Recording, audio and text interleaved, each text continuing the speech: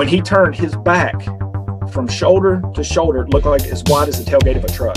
And just darkness, literal darkness, just came like all over, just all over me except where I was standing. This thing let out the most blood-curdling, mind-blowing, spine-tingling scream that you've ever heard in your life, and it cut through me like a knife. And I knew that they were going to take me. I just knew it. And then the next thing I can remember is being levitated. Well, when I look in there, I see two big eyes staring back at me. Hello and welcome. You're listening to the Bump Podcast, a place for the believers of the unexplained, monsters, and paranormal. Join us, and we'll go face to face with what goes bump in the night.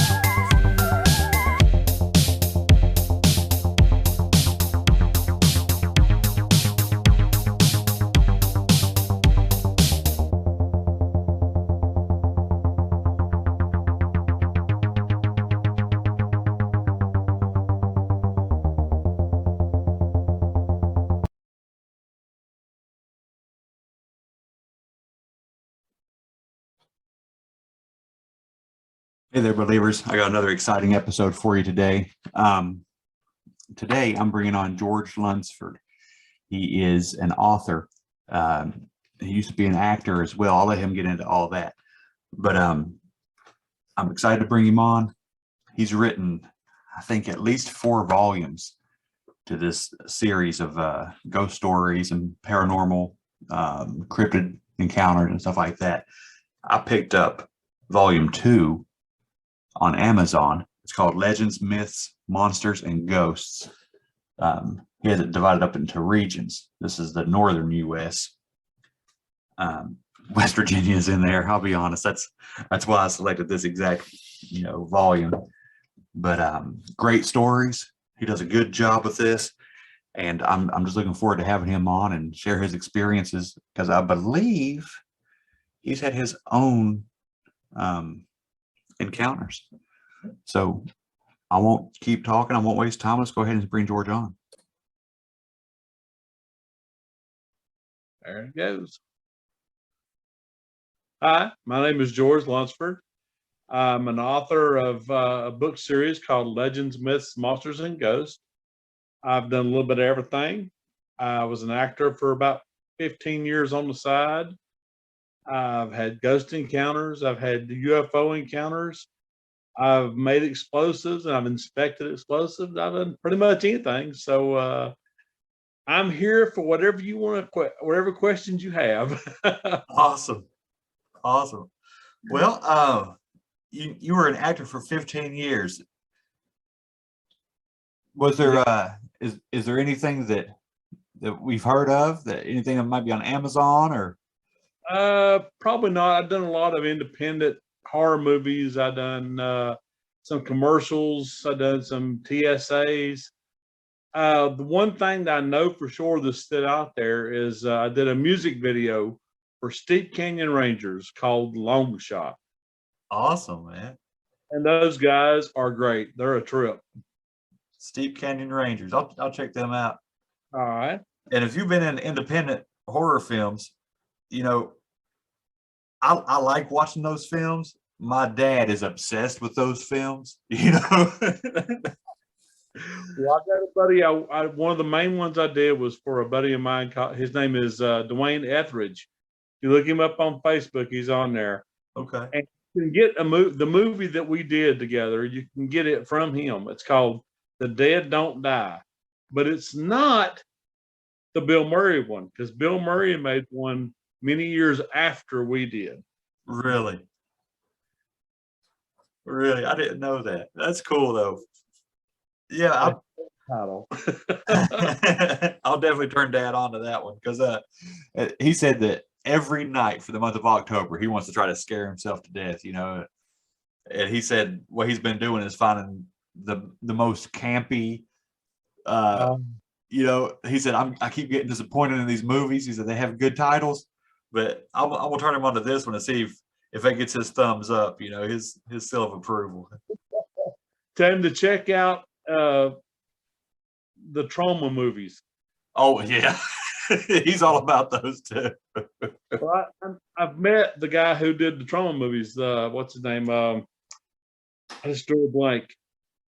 Anyway, I've met him several times and had conversations with him and everything. Yeah. Didn't he do like with were the Toxic Avenger movies? Is that part of that? I thought so. Yeah. Oh yeah, Yeah. Showing my age there, man.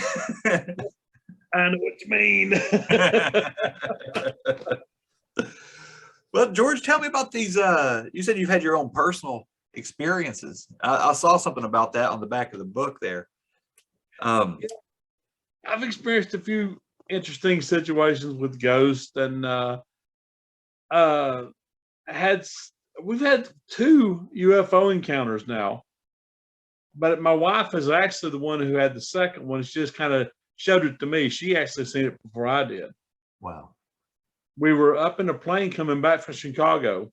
We're at 35,000 feet above the clouds. And she hits me and she goes, "Look." And I said, "Oh, what is it?" She said, "It's a silver thing out there." I got to look and it looked like, several miles away at the same elevation we was. It was a silver cigar looking thing. Yeah. Had no jet blast coming off of it, had no wings. It was just a silver tube. Yeah. We could see it really well. And she reached down to get her camera, her phone, and by the time she pulled it back up, it was gone. It just disappeared. Wow. That's at 35,000 feet. Yeah. So there's nothing else it could be. If it had no wings, it had to be a UFO. Yeah. Let them try to explain that one away. And my first one I was in the Navy. Of course, I'm an old squid. And we were dead in the middle of the Atlantic Ocean. We had radar on, we had sonar on, everything. And when you're sitting on the deck of the ship, you can see 10 miles is the horizon. Yeah. Well, it was just inside the horizon. It looked like it was about 8 miles away from us. We've seen something round with lights on it. And it was just sitting there to start out with. And we reported it, and we sat there and was watching it. Me, the O3 lookout, and the front and the forward lookout. I was on aft. And we were all 3 watching it. And it was sitting there, and it started going back and forth, side to side, just like it was looking for something. And it did this for about 5 minutes.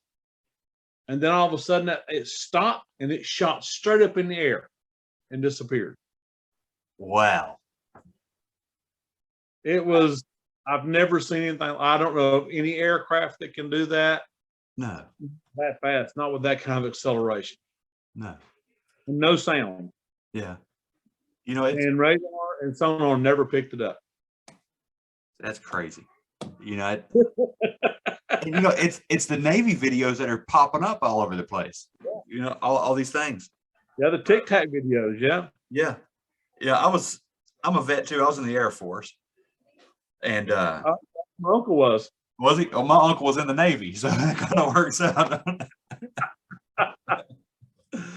And the day I was coming home, I was leaving Louisiana, driving back home. That's where I had my UFO encounter or sighting, whatever you want to call it. That was just Louisiana, though. Yeah, swamp gas, right? My wife's from there, so I can make fun of it. Oh, is she really? Yeah, she's Creole. She's from New Orleans. Oh, wow.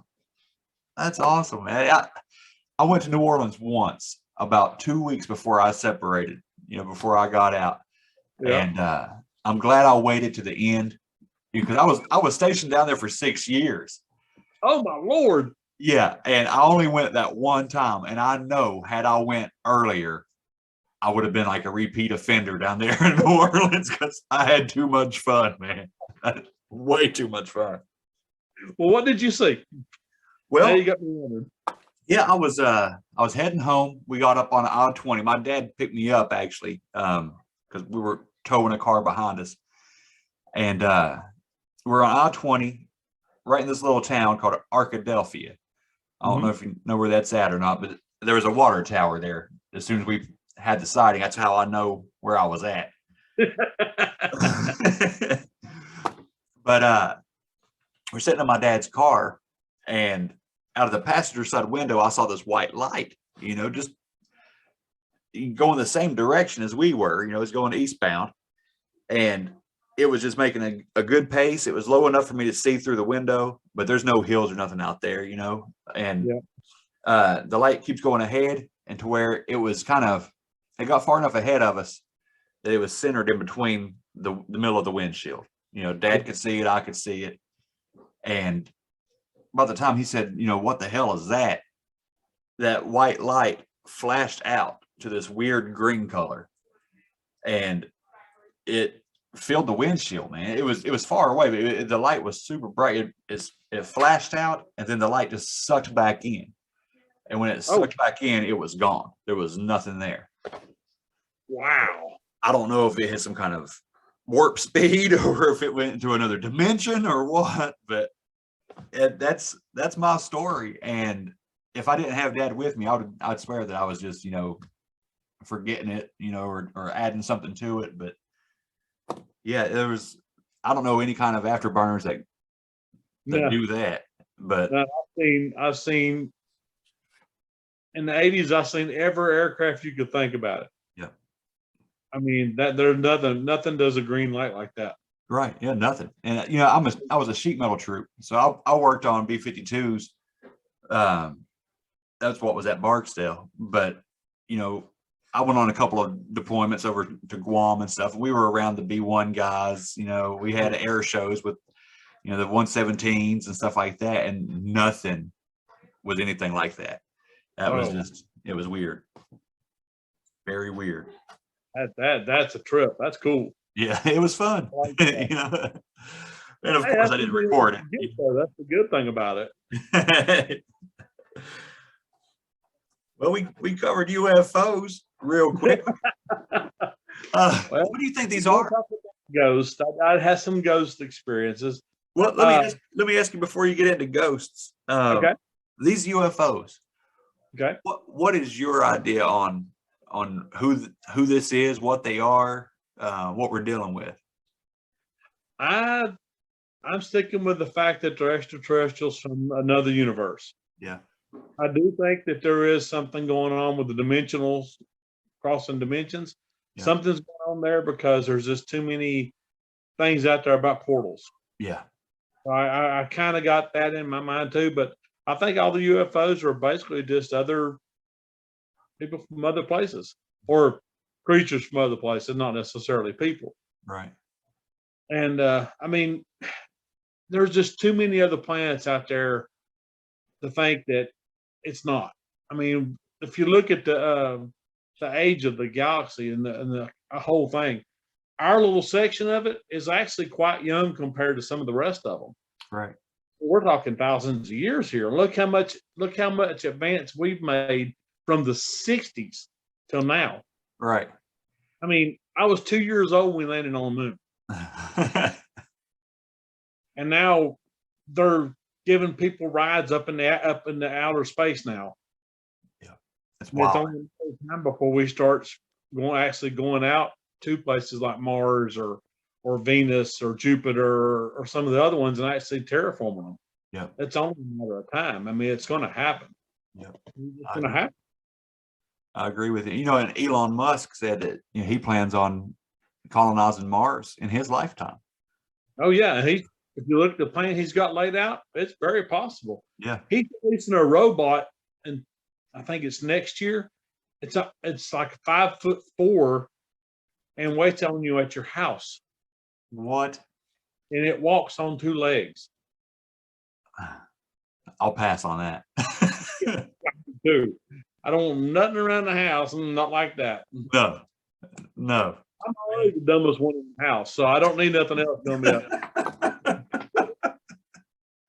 Same here, man. The last thing I need is a robot with an attitude in my house. Exactly. I mean, my wife's smart. She's way smarter than I am.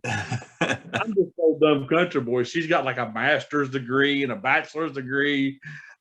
So, I'm just here. That's why I look. Or, you know, I don't know what aliens could be either. I have about 80 different theories, and on any given day, I'll spit one of them out, but I don't know, man. I I'm don't better know. with theories of Bigfoot myself. I can kind of figure that one out a little bit better. Yeah. What's your Bigfoot theory? Oh, okay. If you look back at all the legends and stuff and the information from the Indians when they come over the bridge, Uh-huh. you know, Asia over here, all of their information and all their stuff talks about finding giants here, white giants. Yes. And they were afraid of them because they were cannibals. Mm-hmm. So they attacked them in great numbers, is what they said. They said they attacked in great numbers, and they either killed them or they fled. And, you know, they would only go so deep into the woods and they would come out, the Indians would. Mm-hmm. Well, we have these giant cave systems all over the world, especially in the United States, called the Mammoth Caves. Yep. And go in there and disappear for hundreds of years and nobody would ever know. Right. And I think Bigfoot is the descendants of the giants. They've just regressed back to, I mean, they were already pretty primitive. They just, you know, regressed back a little bit more. Yeah. And that's what I think that's what they are. You know, that's a great idea. That's a great theory, because I hadn't heard anybody say that. You know, not just like that. And that makes a lot of sense, man. Because you know, people might not realize, but you can take a domesticated pig and throw it outside, you know, throw it in the woods, and within a season or two, it's going to be covered in hair. Oh yeah. You know what I mean? So that part would be totally plausible too. They've actually found people that were feral. Like there's that boy in England that was raised by wolves. Mm-hmm. When they found him, he was covered with hair. Yeah. He was barking. He was running around like a dog, but he was actually a little boy that had spent, I think it was 10 or 15 years being raised by wolves. Wow. And that's a true fact. I mean, that was an actual story that happened. Yeah. Then the Jungle Book was actually written from that true story. Yeah, I've heard of that. You know, I heard about that, but yeah, man, it makes sense. It connects a lot of dots, you know, as far as the giants and how they're here. So I like that theory. I'm gonna throw that out to a couple other people. So, you know. I'm All actually going on a Bigfoot hunt on the 30th of this month. Do what? I'm going on a Bigfoot hunt on the 30th. Are you really? Where at? Not far from my house, actually. It's over in Hot Springs. A guy had a recent sighting, and he had footprints outside his house. And one of the footprints, if I remember right, he said measured 18 inches. It was 8 inches wide. Wow. And they had multiple sightings of large and small Bigfoot. Really? Yeah. Like a family unit. Man, well, if you find anything, you got to holler at me. Oh, you know I will. You got to holler at me. Send me some pictures or something. I'm gonna take the stuff. If I do get footprints, I'm gonna cast them. If I can find some deep enough. Yeah. And I'm gonna go up. I'm looking for hair. I'm looking for scat. I'm looking for any kind of sign.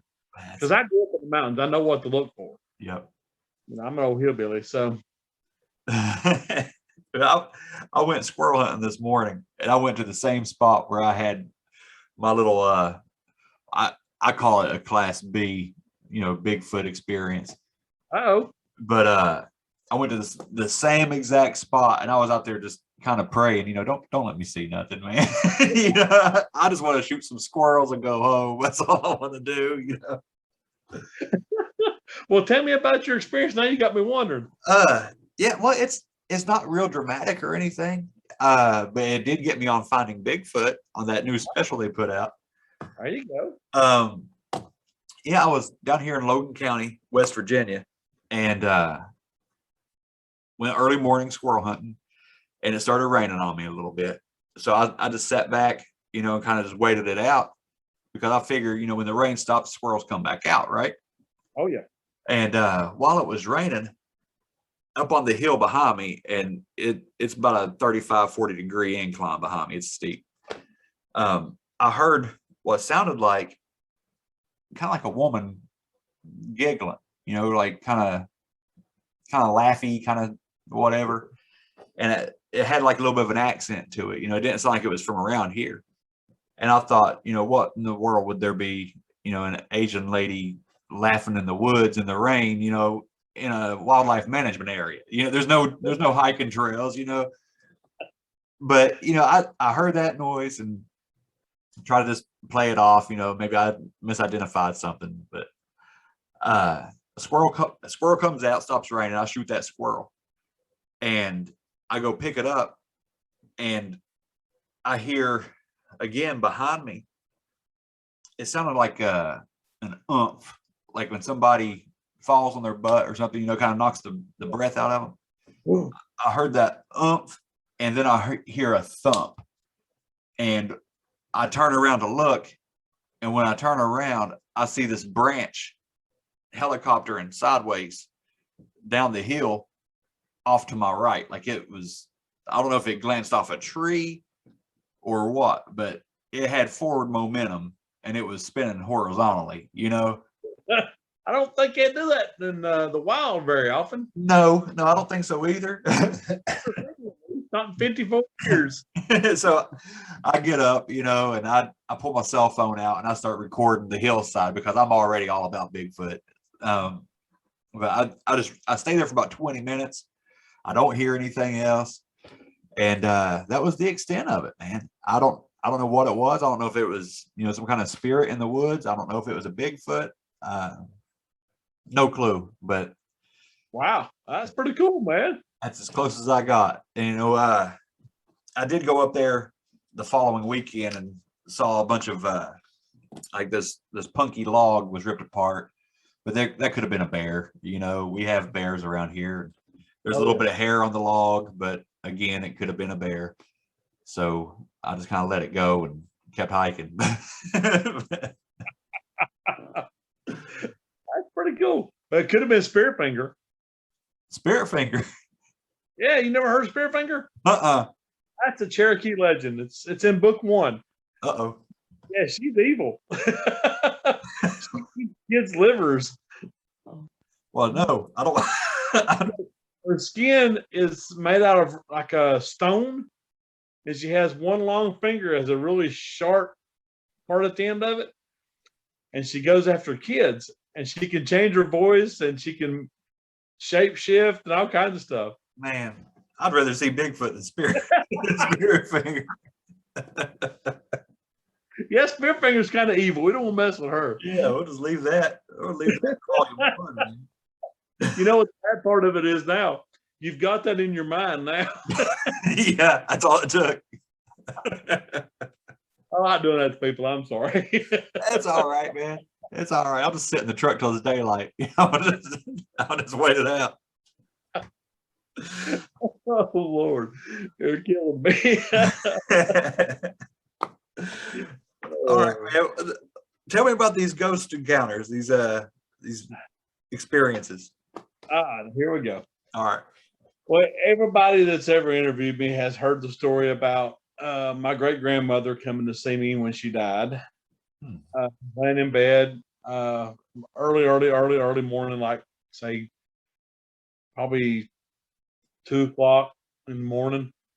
I felt something, so I woke up, and my great grandmother was sitting on the end of my bed, but she was translucent. And I thought, well, this is a weird dream, but I could smell her perfume. Yeah. So I was thinking, I said, hey, and she told me, hey, and that she was leaving and that she loved me. And then she just kind of faded away. I went back to sleep, woke up, and I could still smell it when I woke up, her perfume. So I was like, something ain't right. And I found out she passed away. Yeah. Wow. That's a good experience, I think. Yeah. That's so far I've had good experiences so far. Except for when you're riding down the road and you feel something and you look over and for a second you see somebody in the seat and you can hear them talking. That didn't happen to you, did it? Oh, that happens a lot. Are you serious? Yeah, I died when I was in my 20s for a short period of time. Okay. What happened? I had pneumonia, wouldn't go to the doctor because I thought they were full of crap. Yep.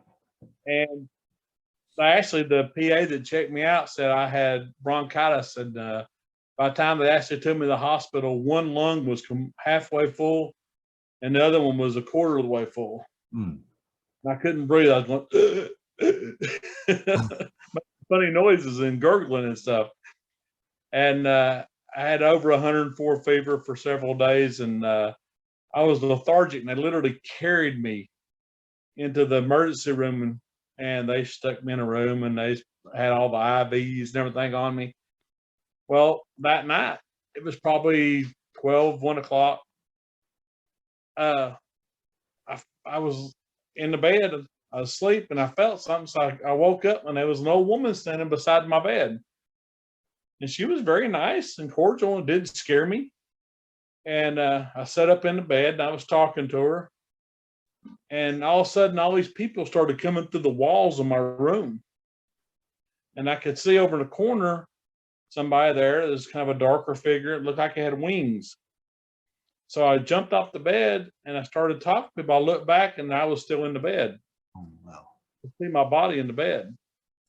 And the clock was stopped. Nothing on the clock was moving. No second hand was moving or nothing. It was just dead still. And nothing in the room had any kind of movement to it. It was all just kind of a haze. And I was talking to all the different people in there, and the angel walked over and raised his hand. There was a little dot of light. All of a sudden it went poof, and it just a whole wall turned into a round light portal. And everybody started telling me bye and walking into this light that was in my room. And I thought, well, I guess I'm going. So I headed towards it, and then the old lady grabbed me by the arm and she said, no, honey, it's not your time. You lay back down. And I sat back down in the bed, and as I started to lay down, she walked through it. And when she did, it disappeared. And I laid down, and all of a sudden I heard all these alarms going off and all these people freaking out. My door slams open. And I said, what is going on? And freaked everybody out. Man, you absolutely gave me chill bumps, man. So I started talking to the nurse. And I told her about the lady, and she turned just this weird greenish white color in her face. I started talking to her. She said she died. I even told her her name and everything. She said she died last week in this room. Oh my gosh.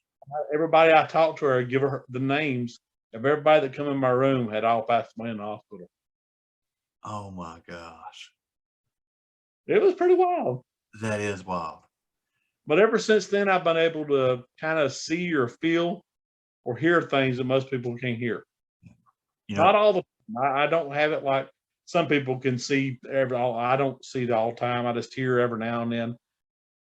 You know, I can hear voices when there's nobody there, and people in my van when I'm driving down the Dead Blame Road and scaring the crap out of me. man, you know, they say that, you know, once you've experienced death, that it kind of opens you up to make you more sensitive to that kind of stuff. I believe it. I really do. Man, wow. So I got you shook up. you do, man. You do. I want to hear more about this angel. What did this? Was it the angel of death? Is that? I don't know. He never spoke. He just stood there quietly and very reserved. And I mean, I could see his eyes. I could see his face. I could describe his features, the hair, the wings. The wings weren't white. They were a light gray. Yeah. His skin was a grayish blue tint. Had incredibly blue eyes. It was his eyes were the main feature you could see, and I can close my eyes and still see his eyes. Wow. He never spoke. He just looked. He looked like he was sad, but not sad. More kind of, hanging out. Come on in. Here's the portal. I don't know. Well, that's amazing. I appreciate you sharing that because I had no clue that was coming. That was, man. And look, the reason why I was asking if what the angel looked like and stuff, my wife is a nurse, and she's been nursing for probably 16, 17 years now. And for several years, she spent in a nursing home working the floor. And she has seen what she calls the angel of death. She said it was a lot like just like a black shadow, just a black mass. Yeah. Kind of see through, and she watched it like drift towards the room, and within 20, 30 seconds, this woman coded, and she don't hardly talk about it. I sneaked and recorded her talking about it to one of her friends. I haven't released that episode, but she may kill you. yeah, she probably will. I'll probably be seeing him next. Keep an eye in the corner of your room. Yeah, no kidding. No kidding. But yeah, that's why I'm so fascinated with that stuff. With what is after this life. What else is there? Well, one of those funny. I did a zombie movie one time. This is on the same thing. You're not going to think it is, but it really is. And I was doing this zombie movie, and one of the guys that was in the movie was a young man. He was a young, big, strong guy, and he was talking to all these other actors there. There were some younger college kids there, and he was talking to them about Christ and everything because he was a preacher. Mm-hmm. And I walked in the room, and they were all just kind of sitting there, and someone's going, "Well, I don't believe. I think once you're dead, you're just a pile of bones and a thing." A couple of them believed all this other stuff. And they didn't realize I was standing there. And I said, "Well, I'm going to tell you right now, you're all wrong." And they go, "Yeah, right. What do you know?" I told them my story. Yeah. And I have never seen so many nervous looks on people's faces in my life. And I think a couple of them, one of the guys I know started going to the church with that young man that was preached. And I said, "Look," I said, "you guys can think what you want." And I said, "But here's the fact. This is what I seen and what I experienced." And I told him that story. Yeah. Changed a few minds, I believe. You got some converts right there on the spot. But I mean, the whole thing about it is, when I was experiencing it, there was never any fear. There was never any anxiety. I mean, nothing. It was the most relaxed, comfortable feeling I have ever had in my entire life. Wow. I'm just happy I'm saved. Yeah, that's because it could have been a different story. So. Yeah, it might have been a completely different experience had you not been. It could have been a lot warmer. Oh, so tell me about these hitchhiking ghosts. Well, every now and then, I can be driving down the road, and how they put the memorials on the side of the road. Yeah. The person that died shows up. Will it be a man, woman, kid? That could be just. I'll see them in the corner of my eye, and I'll speak, and I'll look, and I can just see them for just a brief second, and they'll be gone. Of course, driving 60, 70 miles an hour, that's probably a good thing. I'll be wrecked somewhere, but but it doesn't scare me anymore. It just surprises me every now and then. Yeah, especially someplace I've never been, and it happens. Yeah, man. Or how do they appear to you? I mean, I know it's kind of a peripheral view, but do they look well? Okay, so it's nothing graphic, nothing. No, there's not like half their head hanging off or anything. No. Okay, because I had a lady that's she's a medium, and she says that these spirits see her, they come to her and stuff, and that it's at their moment of death is how she sees them. So she's telling me all this graphic stuff, and I thought, man, I couldn't handle something like that. She probably has a lot more better vision of them than I do, because I'm just seeing like they just look like a lost person. Yeah. Like, why am I here? And then I can hear them in my head. They're going, "What happened? why I'm here. And you just kind of talk to yourself like you're talking to them and go, you had a car accident and you didn't make it. So you need to, cross on over. And then they'll either say thank you or they'll just disappear. Wow. Again, I got chills all down my legs. This is daily life for me. So Man. Well, no wonder you're into these books. you got these stories, man. Oh, all right. Are there any other ghost stories that are going to scare me to death with? Or well, I I used to live in a different place, right? I was in a mobile home, and me and my wife had divorced, and I was living at the house at the time. And that place was haunted. And I did some research on it and found out there was a family who lived there in the early 1800s, and they all died of, I think it was tuberculosis. Mm. And there was a woman, a man, a young girl, probably around 16 or so. I call her Bertha. And then there was a young boy. Now, the young boy would show up either on the porch or running across the yard. You just see a little glimpse of him every now and then. Or like you could feel something looking in at you, and you turn around, you could just see him for just a second in the window, and he'd disappear. Never seen the parents. Bertha loved my kids. My kids were both real little. Yeah. And she loved them. And one night, especially, my daughter was crying. She was a little bitty thing in her cradle, her bassinet or cradle, wherever you want to call it.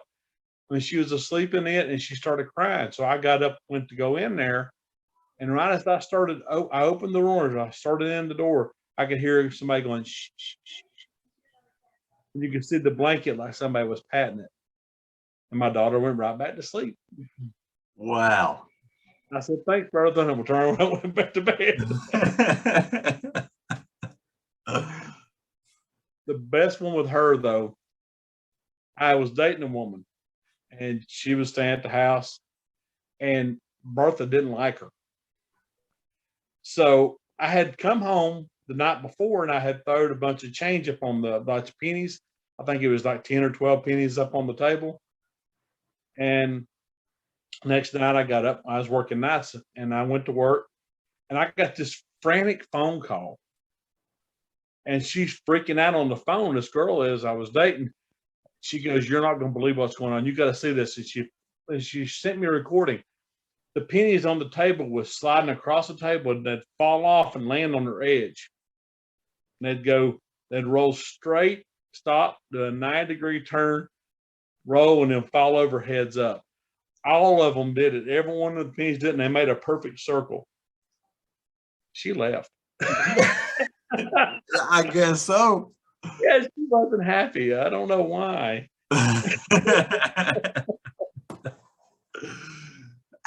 Why do you think some spirits get stuck and some, is it because of faith that they're trapped here, or? I think that, like, say something traumatic happens, I think they don't realize they're dead. I really do. I think because you can almost tell them it's okay, you're gone, it's time for you to go home, and then you'll never see that spirit again. Wow. And it'd be, it's just, I don't know, they get confused, they get lost, they get just misdirected. I don't know. It's kind of weird. I mean, like the people in the hospital, some of them people have been wandering the hospital for like 3 or 4 days before the angel was there. And for some reason, they gathered in my room. I don't know why, but it's kind of cool. Yeah. It's, there's no rhyme or reason that we can understand, but I'm sure, it's regular practice for them. Yeah. But I don't know. I don't understand why some do and some don't. Yeah. Man. Do you ever visit other people's homes and check it out to see if it's haunted for them or anything like that? I mean, you obviously have a gift now. I have a small gift. Yeah. Small gift. I don't have it as good as some people do, like some of the mediums and stuff like that. But I get feelings more than I do anything. we had a ghost in this house. Nobody's ever died in this house. Nobody's ever died on this land that I know of. I've been here since I was 14 or 15. So, I mean, we've been here forever in this house. But we had a Ring doorbell set up. You're going to love this. We had the Ring doorbell we bought, me and my wife. And we were sitting here one night and that thing started going off. Now, I have a see-through door. And me and my wife are sitting right here. The door's right there. And all of a sudden the ring goes off. We're like, why is the ring going off? And she pulls it up on her phone. And we're sitting here looking together. And this mist, a human-shaped mist, comes out of the middle bedroom and goes to the middle of the porch. And it stops. And it looks like the head part of it looks at the camera. Mm-mm. And then it turns its head and turns and walks straight off the end of the porch. And we've never seen it again. Man. It was the weirdest thing we've ever experienced here. Yeah. You know, doing this show, I've had some weird stuff pop up here in this house. Oh, yeah. We've only lived here a couple of years, and we bought it in August of 2019. I started doing this show in May of 2020, and every once in a while, and it hasn't happened in a few months, let's knock on wood, but we you know, if I do a show and I talk about Bigfoot, nothing weird going on. I could talk about UFOs and nothing weird happens. But when I get these people on here and they have dark stories, Yeah, they share this poltergeist or demonic activity kind of stuff. You know, I've had speakers go completely out on brand new laptops. I had to buy a new desktop computer for it. Just weird stuff like, you know, electronic issues going on. yeah. But I kind of chalk that up to maybe I'm just that bad with technology, you know. I just, you know, try to explain it away. But then you start seeing, you know, like little black shadows out of the corner of your eye, Yeah. kitchen cabinets slamming. My daughter said she saw the bottom half of an apparition go through the living room. So I got on Amazon, man, and I ordered 3 crosses from Jerusalem. And I put them all through the house. And I go through the house, you know, shouting and praying to every corner of the room and you know, all through the house. And I swear you could feel whatever it was leave. It's like you could feel something going away. You know, it like the room warmed back up a little bit. You know, it didn't feel so cold, and just that heaviness was just gone. And it's been good ever since. But Good. That's real good. We don't like the bad stuff. no, we don't. We do not. Especially something like that. I don't get into that. Yeah. So, you know, for a long time, I was kind of leaning away from the, you know, the super scary stories. I was like, let's talk about, you know, Casper. You know, let's not talk about The Exorcist. You know, I haven't experienced anything bad so far, which is good. yeah, thank And God. I don't want it, I guess, because I know where I come from, so I don't have to worry about all that bad stuff. That's So, right. Well, let's see if I can find you a really good story here. Let me think. Oh, here's one. Bermuda Triangle. Yes, let's do it. We were in the Bermuda Triangle. Of course, many times I was stationed out of Charleston. So we went to the Bermuda Triangle all the time.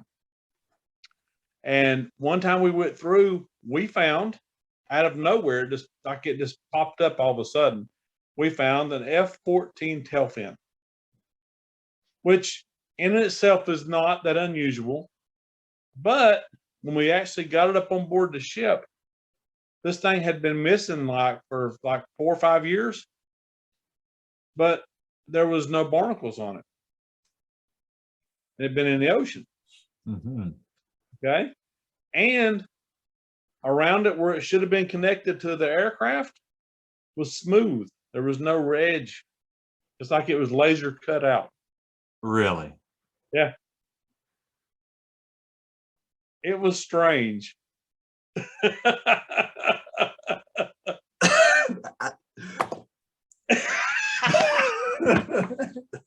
Yep. That's strange. Like, man. So what is the Bermuda Triangle? Is that a portal? Did it just kind of phase in, or did the tail get cut off passing through? It was like it was set there for us to find. Yeah. It wasn't there. What happened is we went through, was doing maneuvers. We went through that area and we did some stuff and was coming back, and that's when we seen it. And it was like someone had it was like a giant hand set it in the water for us to find right there. Man. It was so weird. What were you all doing in the Bermuda Triangle? You said this is common? Yeah, we have areas out there where we go out and train and stuff. Do you have malfunctions with equipment and stuff out there? Yes. The best story, I'll tell you this one. Yeah. This happened to us. I can't remember what we was doing now. We was out there. It was a gorgeous, gorgeous day. The sun was shining. It was the perfect temperature, just a light breeze. It was just, it was a gorgeous day. The water was as smooth as glass.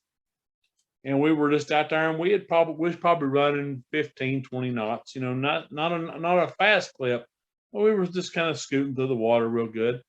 And I was on aft lookout again, and you could see something in the distance ahead of us. Like I said, about 10 miles. And it was a little darkish gray spot. And as we got closer, it got bigger and bigger to when we got within 10 miles of it, you couldn't see the top, you couldn't see the ends on either side. It was just like this giant wall of fog, dark fog. And as the ship went into it, so this is the fog, as the ship went into it, we already had inertia and everything going forward. As the ship went into it, as each part of the ship went into the fog, the electronics shut off. Anything electric or electronic shut off, and all the compasses started spinning wildly like magnetic. And I'm watching all this from aft lookout, knowing, oh crap, here I go to it. Yeah. And we have sound powered phones. My phones go dead. My watch is dead. My watch stopped.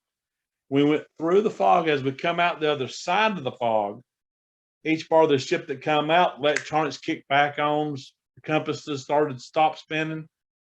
And it was just weird as we come out, and then I come out and everything started working again.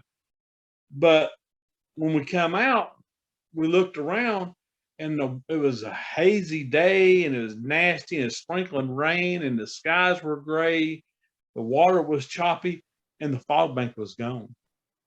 What? Yep. After we cleared it, it just disappeared, but the weather turned bad.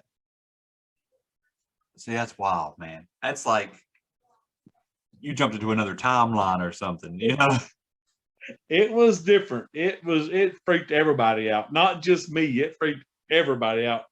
Forward lookout all the way back. Yeah.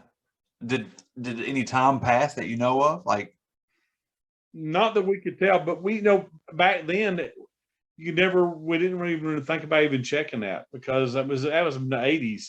Yeah. So I don't know. Wow. Yeah, I'm so glad you brought it up, the Bermuda Triangle, because I have students in my classroom that tell me, I let it leak that I have a podcast, and they're like, you got to talk about the Bermuda Triangle. And I thought, where in the world am I going to get a story about the Bermuda Triangle? Right here with George Lunsford. That's where I want to get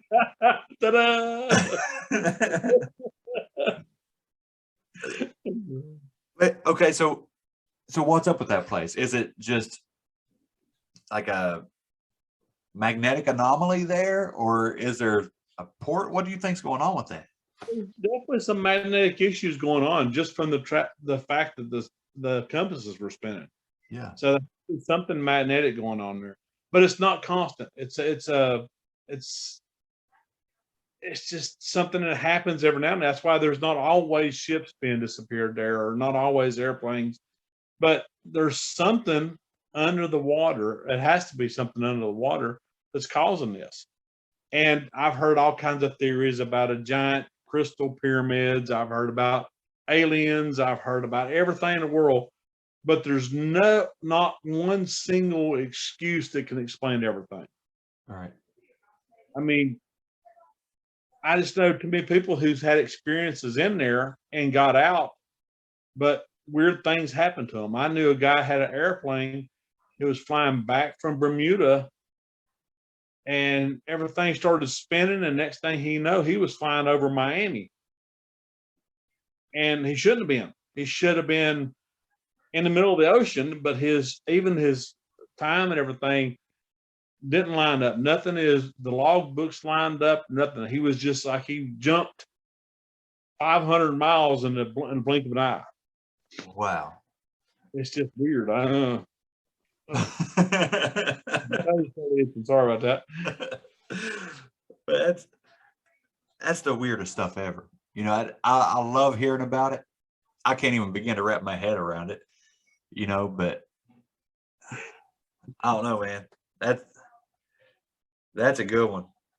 Okay. I had some interesting things happen when I was in the Navy. Yeah, I guess so. Well, we seen like 15 giant water spouts. We're talking miles wide water spouts in the horizon, all lined up, just like they were walking behind each other. It's just weird things like that that happens in the ocean all the time.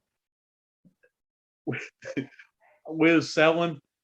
We was probably, I think we was closer over to like Europe. I don't remember, but one time we was out there and looked down, and then everywhere in the water you looked was hammerhead sharks. Wow. The entire water was just covered with hammerheads.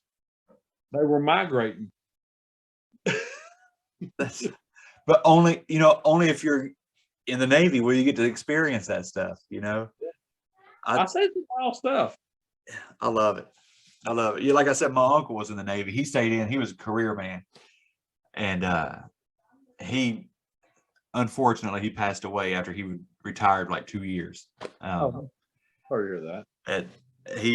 He lived in New Mexico, but he would come home to visit. I got to see him a couple times, and whenever he stopped in, his stories were wild. You know, it was about having feasts with sultans on the other side of the world, and you know all this stuff. I was like, man, I believe every word he said. You know, my great uncle retired out of the Navy, and he was a trip. Lord have mercy, that man was a nut. He'd been around the world 7 times, been in all 7 seas. He went through Korea and Vietnam. wow.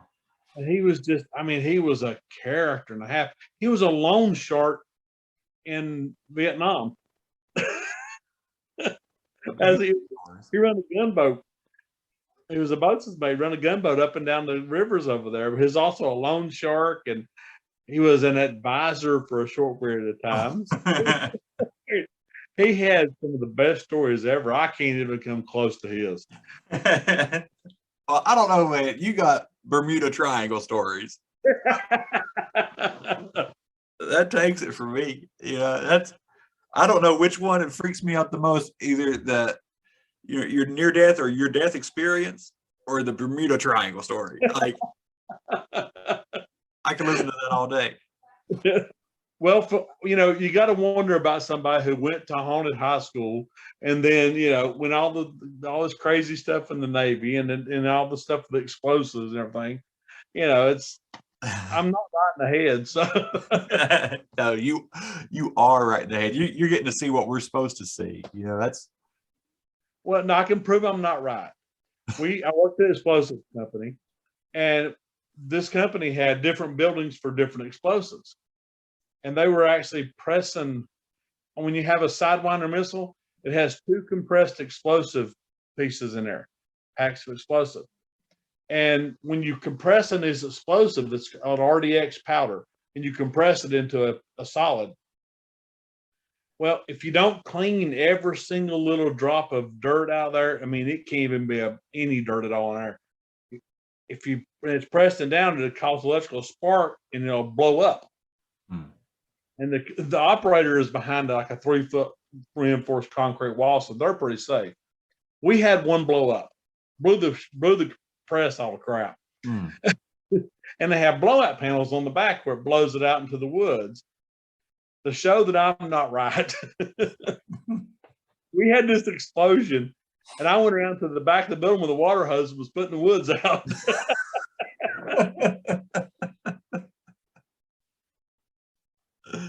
Hey, that's a thinking man right there. You know? Well, I knew the explosion. I knew the powder and stuff wouldn't blow up because it takes a charge or a spark to set it off. You can set it on fire and cook off of it. Wow. So, Yeah, the explosion was over. You don't want a forest fire. So, you're out there. And my boss freaked out. What are you doing? Get out there, So I was off and went away from our department. Hey, well, let's get into your books a little bit. I know we've sat here and talked for probably almost an hour already. Sorry. No, I love it. If you got time, all time in the world. awesome, man. Awesome. Let's what got you into writing these stories? Well, as you know, I'm a little different. I was acting, and I just got tired of all the political crap and everybody's garbage.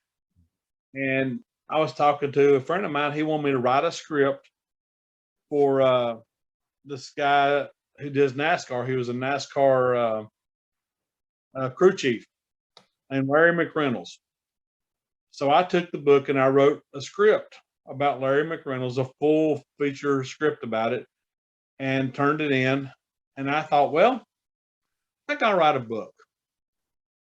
So I talked with my publisher and I said, I'm going to write a book. He said, okay, let's do it.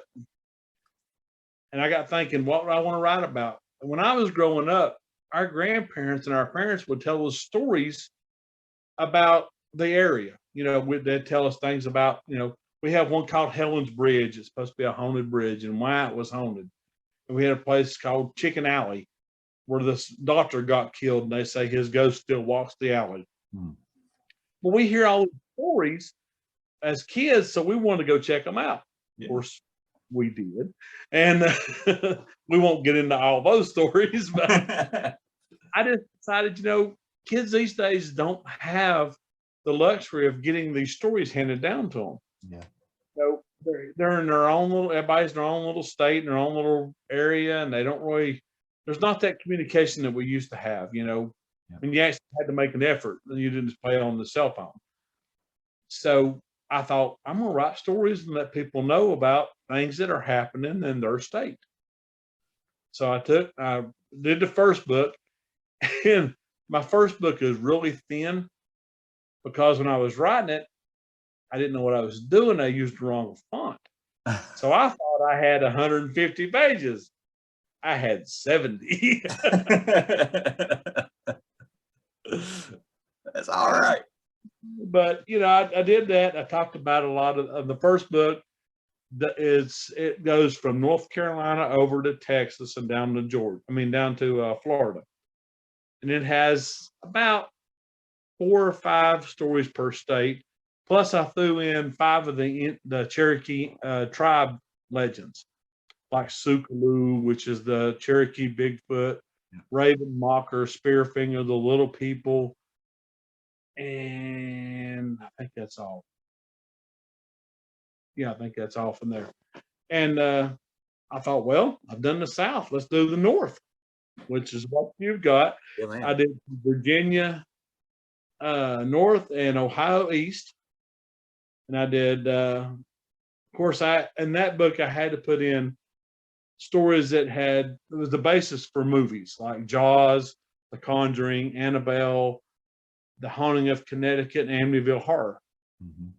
Stories that were the real stories that happened, but they changed them around for the movies a little bit, like Jaws. The main attack in the movie Jaws was a great white shark. In real life, it wasn't. It was a bull shark in one of the tributaries feeding the ocean. Nice. And I really enjoyed them writing these stories out. So I said, you know what, let's go ahead and do the West. So I did from Kentucky to Kansas and everything north, including the Dog Man up in Michigan and the Momo Monster, Yep. which is Missouri's Bigfoot. He's a little different. The Beast of Bray Road, and I did 5 stories from the Sioux Indians, which they had some really cool tales. It was hard to pick just 5. And in the second book, I used Washington, D.C. I threw stories in like there's a ghost in Congress that's bad to smack the congressman in the head as they walk down the stairs. Hey, that's my kind of ghost. Yeah, I like him. And then I just finished doing the West, which was from New Mexico up to Montana.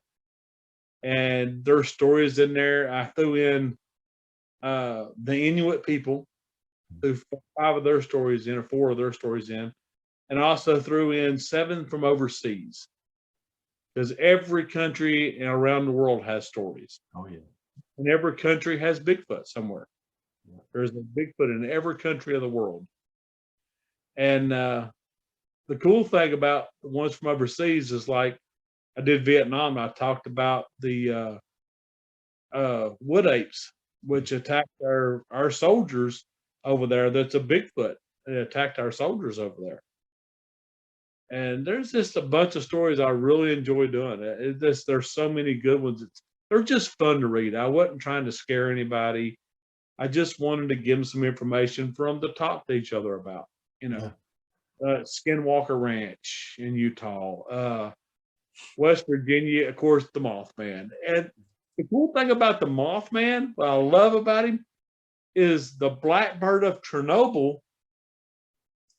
is the same description as the Mothman. Oh yeah. Exactly. And they seen him right before the meltdown, same as they seen him right before the bridge up in West Virginia. Yeah, I kind of think he's like a harbinger of doom. You know, it's like you don't want to see the Mothman. You know? And you know what, the big debate about him I found out here lately, which I didn't know was even going on, but I found out some people, they're trying to decide, is he actually a physical creature? Is he a spiritual creature? Or they don't know. There's so much discussion about what Mothman is. And honest with you, I really don't know. I can't pin it down to one or the other. Yeah.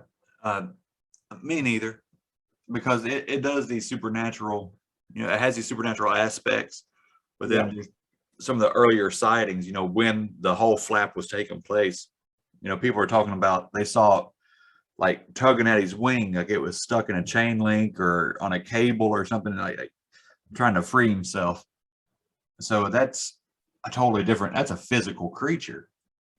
It is. So they said it has, you know, big, strong, man-like legs. So why would you need that if you don't have to have you know, if you're not physical, you know? It almost makes me think, now this is a little different than most people.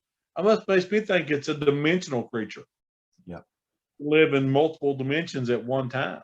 Yeah. And that would explain it being physical or it being spiritual. Yeah, and I think we have give it appearance. Yeah, I agree. That makes sense to me, and I think we deal with that a lot. I think a lot of these cryptids could be something interdimensional. That goes on. It's starting to break down a little bit.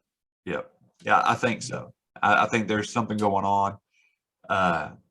There's something's changing. I don't know if it's from experimentation going on, like with CERN and all that. If they actually popped something open they shouldn't have, you know, like some kind of dimensional portal or what. But well, I mean, if you think about it, there's been more sightings since CERN found that particle. Yeah. Than there was before. Yeah. Yeah. Oh. that is a big theory, man. So, I guess we're just born at the right time or the wrong time, however you want to look at it. I'm not sure anymore. Yeah, me either. I'm just glad that I'm glad that I'm set up, like you said. I know where I'm going, so I'm not too worried about it. That's it. I agree 100%. Yeah, man. George, why don't you tell people where they can find your books? They can find your, all your information. I know you got a website and stuff, right? I do have a website, and this interview will go on the website. Fantastic. Thank you. My website is author George Lunsford .x10host.com, and it has my new book trailers on it. It'll have interviews. It'll have stuff about me if you want to know about an old fat country boy. It's just, I got all kinds of information that I'm going to be putting on. Since my wife actually wrote my website. She like I said, she's the brains. Wow. I'm just here. As soon as she gets everything worked out, I'm gonna have videos on there. I've already got, like I said, I've got my book trailers at the very front of my website. So when you go on the website, you can click on the new book trailer, and it's really cool. It was worth me. I paid for it. But yeah, we'll have all the interviews on there we can find if you want to listen to me yap. And anytime I do a signing or anything like that, all that information will be on there. And hopefully eventually we're going to be to a point where I'll be selling some books on there from myself. I'll be selling signed books. Right now it's just the links to like Amazon and Barnes and Noble and all the different bookstores. Sweet. Yeah. And I loved your trailer, by the way, the new one. You sent that to me. I loved it. And if it's okay with you, I'd like to include it on maybe the end of this interview, attach it on there, or at least put a link on there where people can go to your site and see it. I'd be honored. Thank you. Thank you very much. I appreciate it. But if I get any action in my Bigfoot hunt, I will definitely be back in touch with you about that. Please do. I got some guys down in South Carolina. They went on one last weekend, and I'm excited to hear what they have to say. They said they had a little bit of activity, and they actually use my show's name in their group. They call themselves Bump of the Carolinas. Oh, that's cool. That's cool. I love it, man. And they're good guys. I've had a couple of them on the show, but I'm going to try to get back up with them. Well, I got to say this. I'm working with, I've been talking to and, back and forth with Bigfoot 911. Yes. They put on our Bigfoot Fest here, and they're a bunch of investigators down in Marion. Well, they just went on a Bigfoot hunt last weekend. They got vocals, they got some wood knocks, they got grunts, and they got some bluff charges. Woo. So this was at Lake James, not far from my house. Man. At the bottom of the mountain. So these guys are really good. I'm hoping to be going with them here pretty soon also. I've been talking to their head guy name is John, and I've been talking to him, and they're all cool guys. They really are. But yeah, if I get anything happen, you and Mr. Lee Pope is going to be hearing about it. Awesome. He wants me to, if I have any action in it, I get to talk to him and the boys from Ames. Sweet. That'll be cool, man. That'll be awesome. I hope you stay safe, and I hope you have the experience of a lifetime. I'm going armed, so I'm gonna make sure I stay safe. There you go. Hey, George, I really loved having you on. I feel like I could talk to you all night, but I got chili in there waiting on me, so I'm gonna have to go eat. Go eat, man. And I thank you very much for this. I really do appreciate it. It was an honor being on your show. Hey, thank you so much. And as soon as I get this, edited and wrapped up, I will send you the RSS feed so you can put it on your website. I appreciate it. Thank you very much. I'll share it on all my media sites. I appreciate that, man. That's the best thing you can do for me. I love that. Thank you. I can do to help you out. Hey, thanks, brother. You have a good night. You too. All right. Bye. See you later.